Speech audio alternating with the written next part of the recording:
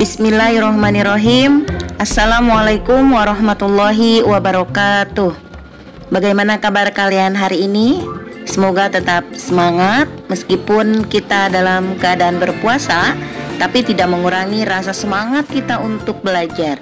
Alhamdulillah, pada hari ini kita sudah memasuki Ramadan yang ke-11 hari. Mudah-mudahan pahala yang kita peroleh selama bulan Ramadan diterima oleh Allah Subhanahu wa Ta'ala. Baiklah anak-anakku yang Bu Guru cintai, hari ini kita akan melanjutkan pada bab 15, yaitu tentang kisah turunnya wahyu pertama dan keteladanan Siti Khadijah. Ketika Rasulullah SAW berusia 40 tahun, kondisi kota Mekah sangat menyedihkan. Kehidupan di kota Mekah pada zaman jahiliyah, masyarakatnya menyembah berhala, mabuk-mabukan, berjudi, dan membunuh. Akhirnya, Nabi Muhammad SAW bertahanus atau merenung di Gua Hiro, memikirkan penduduk kota Mekah yang pada saat itu banyak sekali bermaksiat, dan meminta petunjuk kepada Allah Subhanahu wa Ta'ala. Letak Gua Hiro ada di Jabal Nur, kira-kira 6 km dari kota Mekah. Suatu hari pada tanggal 17 Ramadan, saat Nabi Muhammad berada di Gua Hiro, datanglah malaikat Jibril membawa wahyu pertama, yaitu surat Al-Alaq ayat 1-5. Mari kita saksikan video berikut ini. Setelah 26 hari bertahanus di Gua Hiro, Muhammad didatangi sesosok malaikat berwujud manusia. Dialah Jibril dalam tubuh laki-laki yang berpakaian putih. Pada saat itulah Muhammad merasa mimpinya menjadi nyata. Bacalah wahai Muhammad, aku tidak bisa membaca. Pada saat itu Jibril mendekap beliau dengan erat, seakan-akan ruh mau keluar dari tubuhnya. Kemudian Jibril melepaskan dekapannya dan mengulangi perintahnya lagi. Bacalah wahai Muhammad, aku tidak bisa membaca.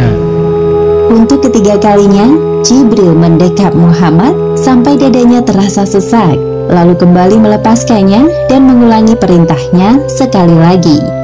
Bacalah wahai Muhammad, aku tidak bisa membaca. Kemudian Jibril melakukan hal yang sama kepada Muhammad, lalu beliau mengubah jawabannya. Bacalah wahai Muhammad, apa yang harus aku baca? Maka malaikat Jibril membaca surat Al-Alaq ayat 1 hingga 5. Bacalah dengan menyebut nama Tuhanmu yang menciptakan.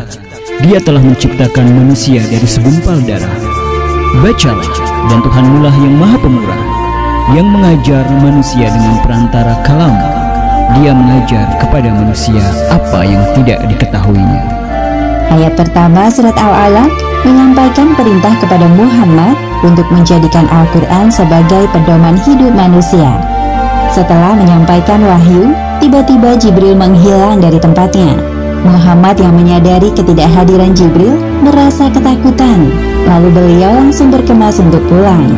Beliau masih merasa ketakutan dan tidak menyangka telah melewati peristiwa aneh yang akan merubah hidupnya.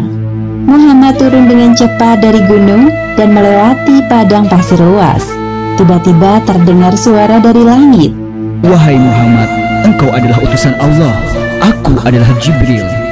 Wahai Muhammad, engkau adalah utusan Allah. Aku adalah Jibril.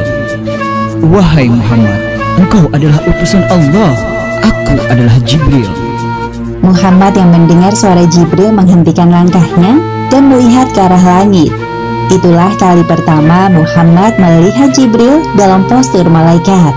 Tiba-tiba saja Jibril menghilang. Segera saja Muhammad terburu-buru meninggalkan tempat itu dengan penuh ketakutan. Sesampainya di rumah, Muhammad meringkuk di ranjang. Khadijah yang mendapati suaminya telah pulang mendekatinya. Selimuti aku, selimuti aku. Khadijah merasa kaget melihat suaminya menggigil. Segera saja ia menyelimutinya. Khadijah tidak melontarkan pertanyaan apapun kepada suaminya tentang hal yang baru terjadi. Hal itu dikarenakan Khadijah sangat menghormati Muhammad.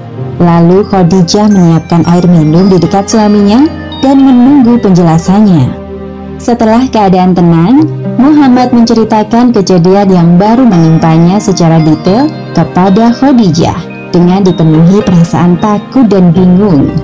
Apa yang sebenarnya terjadi kepadaku? Aku khawatir terhadap keadaan diriku sendiri, wahai istriku. Wahai suamiku, tidak, demi Allah jangan berprasangka buruk. Allah tidak akan menghinakanmu selamanya.